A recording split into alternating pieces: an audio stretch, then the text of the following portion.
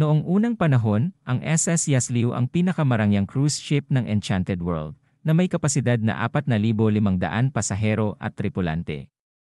Ito rin ang unang barko na nagkaroon ng flying mode, na pinapagana ng isang revolusyonaryong anti-gravity engine.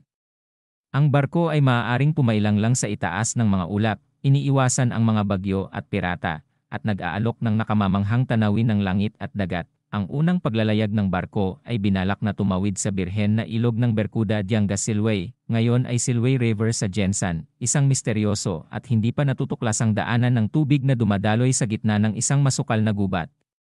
Ang ilog ay sinasabing tahanan ng mga kakaibang wildlife, mga sinaunang guho at mga nakatagong kayamanan. Ang mga pasahero ay sabik na makita ang mga kababalaghan ng ilog at ang mga tripulante ay nasasabik na gumawa ng kasaysayan, ngunit may nangyaring mali sa daan. Isang kakaibang hamog ang bumalot sa barko at isang nakapangingilabot na himig ang pumuno sa hangin. Nakaramdam ng biglaang antok ang mga pasahero at tripulante at nakatulog sila ng mahimbing. Nagma-function ang mga sistem ng barko at na-deactivate ang flying mode. Nagsimulang lumusong ang barko patungo sa ilog, hindi alam ang mga panganib na nakatago sa ibaba. Nawala ang ulap at ang barko ay dumaong sa tubig na may splash. Ang mga pasahero at tripulante ay nanatiling tulog sa ilalim ng isang malakas na engkanto. Ang barko ay naanod sa ilog, dumaan sa matatayog na puno, makukulay na ibon, at mausisan na mga unggoy. Ang ilog ay kalmado at payapa, ngunit hindi nagtagal, ang barko ay nakatagpo ng mga hadlang at mga kaaway.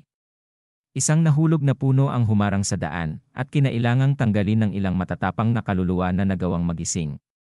Isang kuyog ng mga piranha ang sumalakay sa katawan ng barko, at kinailangang maitaboy ng mga electric shock. Isang tribo ng mga masasamang katutubo ang nagpaputok ng mga palaso at sibat.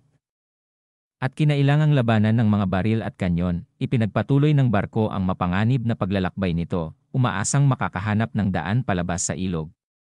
Ngunit may iba pang plano ang ilog. Dinala nito ang barko sa isang madilim at nagbabantang kuweba, kung saan naghihintay sa kanila ang isang kakilakilabot na lihim. Isang sikreto na maaaring magpabago sa kanilang buhay magpakailanman. Ang barko ay nagpatuloy hanggang may bukas na portal na nakakamanghang liwanag, ngunit pinagpatuloy ang paglayag diretso sa portal. Pagkatapos napansin ng lahat na patungo ito lungsod ng Biringan, isang lugar na parang utopia. Pagpasok nila sa lungsod, namangha sila sa nakakasilaw nitong ganda at arkitektura. Pero katulad din nila ang mga enchanted na tao doon, ang lungsod ay napapalibutan ng isang kumikinang na simboryo na sumasalamin sa sikat ng araw. Ang mga gusali ay gawa sa salamin at metal, na may masalimuot na disenyo at pattern. Ang mga kalye ay napuno ng mga tao at mga sasakyan sa lahat ng hugis at sukat na gumagalaw ng magkakaswato. Ang hangin ay sariwa at mabango, na may pahiwatig ng mga bulaklak at pampalasa.